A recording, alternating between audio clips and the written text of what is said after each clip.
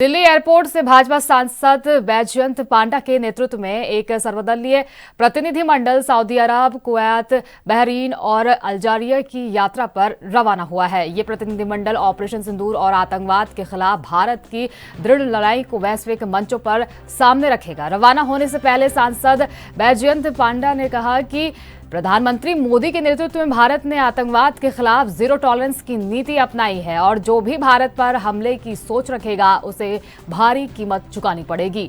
AIMIM प्रमुख असदुद्दीन ओवैसी ने भी इस दल का हिस्सा बनने की पुष्टि की और कहा कि वो इन चारों देशों में पाकिस्तान के आतंकी ठिकानों और उसके समर्थन की पोल खोलेंगे। वहीं भाजपा सांसद निशिकांत दुबे ने पहलगाम की घटना को धार्मिक आधार पर की गई पहली की घटना बताया और कहा कि प्रतिनिधिमंडल विश्व भर में पाकिस्तान की असलियत उजागर करेगा।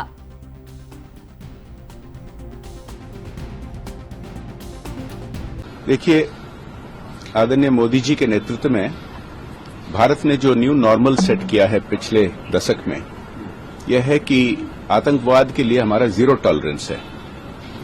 ये नया भारत है, ये जरूर हम रेस्पॉन्स देंगे और जो कोई ऐसा हमला करने के लिए सोच रहे हैं उनको सोचना पड़ेगा कि वो बहुत महंगा पड़ेगा उनको, और ये हम करके दिखाए हैं।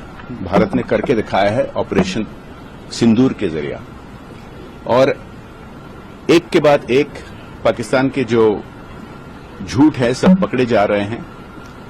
वो जो प्रकार के सब आरोप किए थे कि इंडिया भारत पर हमला किया, उनके कोई प्रमाण नहीं है।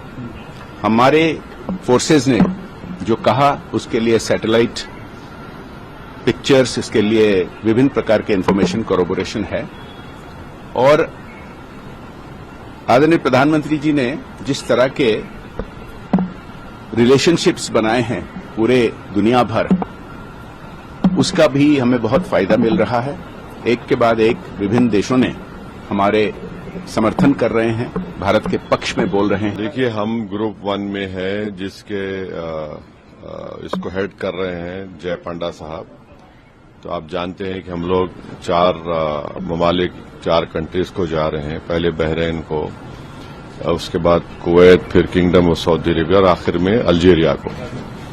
तो अब जाहिर है जो पहलगाम का वाकया हुआ, दर्दनाक वाकया, और जो पिछले कई बरसों से आप और हम जानते हैं कि हमारे पड़ोसी देश पाकिस्तान अपने ही मुल्क से टेररिस्ट कैंप्स को चलाता है, उसकी सरपरस्ती करता है, उसको सपोर्ट करता है, और फिर ये लोग हमारे मुल्क में आकर यहां पर टेररिस्ट एक्टिविटीज करते हैं। तो इन्हीं चीजों को हम इन 4 कंट्रीज में जाएंगे। देखिए, जिस तरह से हम जूझ रहे हैं आतंकवाद से, तो इन देशों में जहां हम जा रहे हैं, और जो इस्लाम के लिए सबसे महत्वपूर्ण देश है वो सऊदी अरब है, जहां मक्का है, मदीना है,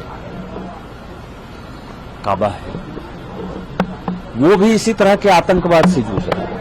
यमन एक ऐसा देश है, वो भी मुस्लिम देश है, और मुस्लिम देश जो है सऊदी अरब को लगातार परेशान करता है, लगातार तंग करता है।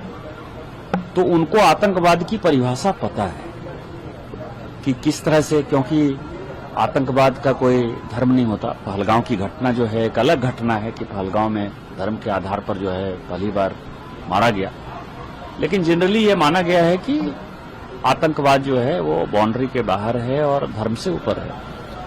तो हम इन बातों को रखेंगे, क्योंकि सऊदी अरब के साथ साथ ही फॉरेन पॉलिसी